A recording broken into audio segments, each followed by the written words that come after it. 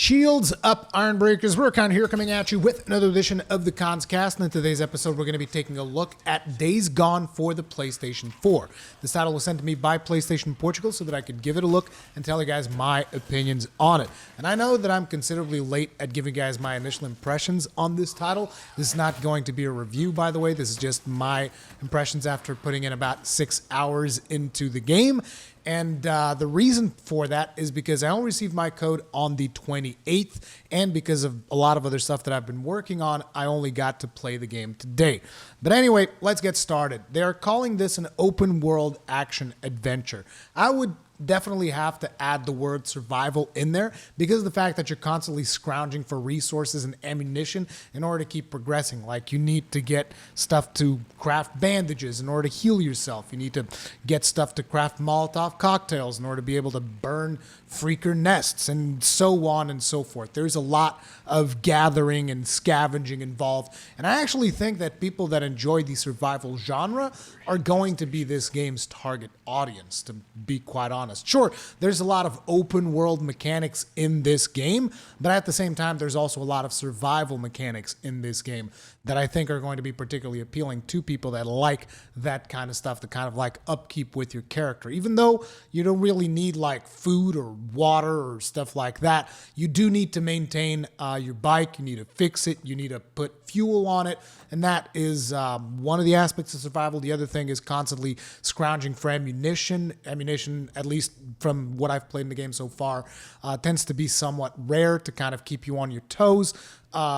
However, fuel is not as rare as it might seem. Neither is scrap. Like, fuel and scrap is usually fine, but like the rest of the materials does require you to, pay attention as you are traveling through the world to like, oh, I should probably stop here. There's going to be some fuel. There's going to be some other stuff that I'll want to scavenge in order to make things easier moving forward. So that's why I really want to emphasize the survival aspect. It's not super hardcore survival, but it is definitely there. Now, as you guys know, I've played this game before at a preview event, and my initial impressions on it were not the best because I felt like there was a lot of stuff in there that needed polishing up. And while I do have some good news in that a lot of this stuff has been polished up, the game is considerably in a better state than it was back when I played it at the preview event. At the same time, there are still a couple of things that do bother me quite a bit, and we'll get into that as we go through the video. But as per usual, I like to begin by talking about the visuals, which in my opinion have been polished up quite a bit from what I've previously experienced. The cutscenes look better through the different effects and filters that they've placed on them. The visuals themselves are not like, increased in resolution or increased in visual fidelity or better textures or anything like that, but just, I don't know, something about the camera framing and other camera tricks that they've worked up in there.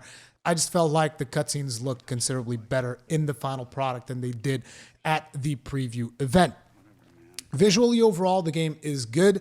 The performance is going to be on the 30 FPS, even if you're playing on the PlayStation 4 Pro at 1080p, which is to be expected for this level of detail, particularly with your character, your bike, and just the amount of stuff that is rendered on screen at any given time. I'm not particularly surprised that they went for the 30 FPS, but the game looks good, the world looks good, and overall, in terms of visuals, I don't have a whole lot of complaints.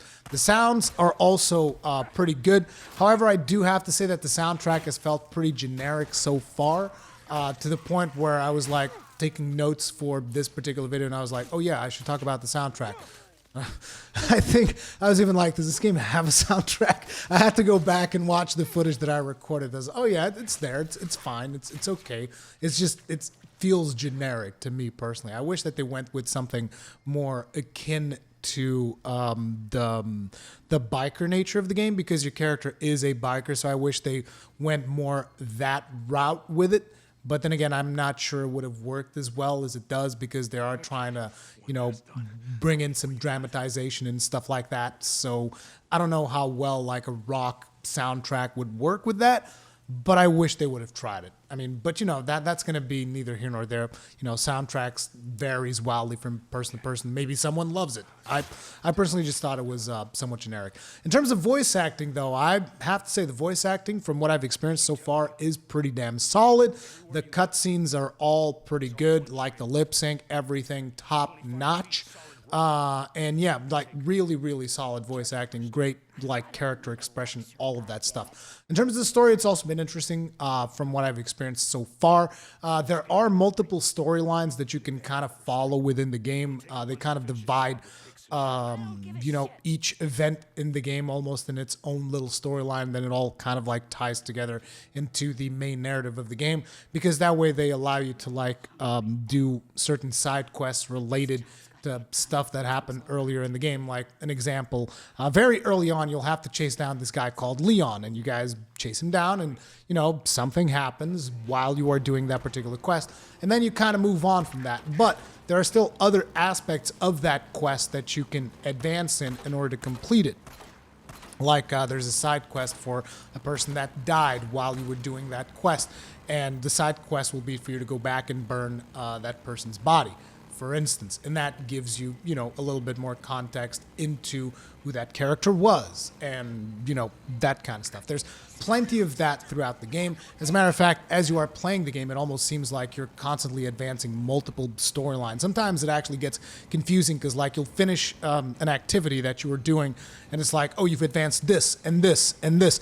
So yeah, it's got a lot of that open world stuff where just like you're constantly filling up bars to a point that I actually thought was it was a little bit much, but I think that there are a lot of people that do like that kind of stuff, like the checklist open world type of thing. And if you like it, this game has a ton of it. So there you go. Now, when we get right down to the gameplay, that's where the game actually loses me personally a little bit. Now, don't get me wrong. All the systems around the gameplay, they feel great, like the side activities, the main quests, upgrading your character, and the bike. Everything meshes very, very well together. Like, for instance, you have to clear freaker nests in order to enable fast traveler. You have to clear raider camps in order to learn new crafting recipes. You have to clear Nero checkpoints in order to improve your stats. All of these things have the makings of a very interesting world for you to explore, both in terms of like advancing your character as well as immerse yourself in, because everything feels like it's connected together, and it feels great to, to advance all of those systems, to interact with all those systems. All that stuff, from my perspective, felt fun. Even though it is one of those open world things that, I think some people might be a little bit tired of it because it's just like, just check boxes and stuff. But ultimately, it's fun to engage with those systems, okay? The problem comes with the actual gameplay itself, as in the shooting and the melee and you actually engaging in combat with the freakers and the raiders, because the shooting feels incredibly clunky. And I gotta be honest, I've reached the point, because like I thought it was clunky back in the preview. I still think it's clunky now, even though it is better than it was back at the preview event. It's just I've gotten to a point where I can't even tell if the shooting feels clunky by design or if it's just clunky because they messed up somewhere. Because, sometimes developers, they like to make it challenging for players to shoot because they intend guns to be a last resort. However, it just doesn't seem to be the case with Days Gone, which just makes me wonder all the time, like, why is this shooting so awkward? Now, melee feels okay. You can do a dodge roll by pressing R1, and whenever you are not aiming, if you press R2, you do a melee swing. If you're just limited to your knife, that is going to be a problem because the knife is not very effective at dispatching freakers. I mean, it's good if you are doing stealth kills and stuff like that, which stealth also feels really good. If you go like stealth all the way, that actually feels great. If you manage to just take out full camps using stealth only, that's good. Some of the mechanics that you can do, like you can actually lure freakers into camps of raiders when you are taking those on, and they will like fight each other. So that will make stuff easier, but I don't think that there's a mechanic that you can use to like help you clear freaker nests easier or anything like that. So that is still, basically a one-on-one. But the mechanics of luring freakers, I wish they were actually more prevalent in the game, because like I haven't gotten to experience them as much as I would want to, because that was one of the main appealing things to me from when I had seen gameplay and trailers of Days Gone. I was just constantly thinking, oh, dude, How am I going to be able to just like lure freakers into my enemies and just like get them to fight each other and stuff like that? And, you know, I've done it a couple of times in the game so far, but it usually just involves me running up the freakers and then it's like, ah! And then as they start aggroing on me, I'll just slowly run up to an enemy camp and then they'll start engaging each other and I'll just sneak around and start taking people out. And it is fun. I wish there was more of that. And I believe that there is more of that later in the game. But I almost wish that was the main way of doing things because, like I said, just the shooting and the gunplay just doesn't feel very well to me. But, you know, that could just be me, though. Maybe I'm just bad at shooting or I don't know. But it feels particularly awkward because some weapons, like you feel like this weapon should have more precision. And unless you're using something which is called the focus system, it just like, it's like you're aiming and it fires in a complete, it almost fires backward. It feels like sometimes it fires backwards. I don't know. There's something with the shooting in this game that just feels really, really weird. I just really wish that the shooting felt tighter because I actually found myself getting more invested into the game than I initially expected. Because, you know, I had my preconceived notion from what I had seen at the preview event, which I didn't care for that much. And then I came into this and I was like, well, my expectations are pretty low. But I ended up liking it. I like the story. I like the systems around it and all of that stuff. It is another open world game with a lot of open world stuff for you to do if you like that. There's a lot of upgrades for your character. There's a lot of upgrades for your bike. There's reputation systems with the different camps that you encounter in the world that you can trade with, and you can bring them like ears of freakers in order to gain more reputation with them, and that then unlocks new things that you can buy, new upgrades for your bike, new weapons that you can buy for yourself. There's a lot of cool things to do in that world. But then it just like, it all kind of falls apart a little bit whenever you're trying to actually shoot stuff and kill things. And, you know, there are like really satisfying things that you can do. Like sometimes, for instance, you can find explosives out in the world.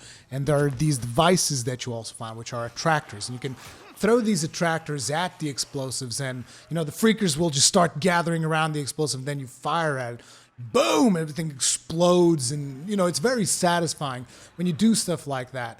But, you know, slowly taking out freakers doesn't feel very good, which is why I feel that later down the line, the game is going to feel significantly better because you're going to have access to, like, traps and probably mines, I would assume, and then you can do all kinds of crazy stuff to lure the freakers into your mines and your traps and to lure them into raiders and stuff like that. And I think that at that point, it is going to become a whole lot better, but it doesn't change the fact that that comes at the cost of the initial experience doesn't feeling nearly as good, at least to me.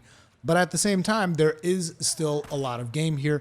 If you enjoy survival, if you enjoy open world, if you like the gameplay that you are watching, you might enjoy it. But I still feel, again, and I know that I've said this multiple times throughout the video, I really wish the shooting felt tighter because this doesn't feel like it's the kind of game where clunky shooting is going to improve your immersion. As a matter of fact, it's quite the opposite because a lot of the times you're forced to face off against tons and tons of freakers, and the fact that, you know, ammunition feels somewhat limited and, you know, the gunplay is somewhat clunky, it just feels weird because, like, dude, there's like 10 freakers coming at me and I'm supposed to like shoot them down. And I can barely hit them with my machine gun. Like, what's the deal? I don't get it. So yeah, maybe they intend for you to fight them off in different ways with traps and all of that stuff. But at this point in time in the game, I just don't have access to those, so it feels kind of weird. So it's just one of those things. I'm very conflicted in this game, and it's just. Again, it all boils down to whether or not you're going to enjoy the gameplay that you are watching on screen. I mean, if you guys think that I'm a bad shot, just tell me, Rurikhan, you're just a bad shot. It's just you. I love the game. It's great. Let me know in the comment section if you've played it already or not. Just let me know. But for me, I just don't think that this one is for me, you guys. Anyway, thank you all very much for watching. If you guys enjoyed this video, hit it up with a like. If you didn't enjoy it, hit it up with a dislike. Either way, I really appreciate you guys leaving comments down there so that I can see what your opinion is on it. Thank you all very much for watching, and stay strong, and may your shields never break.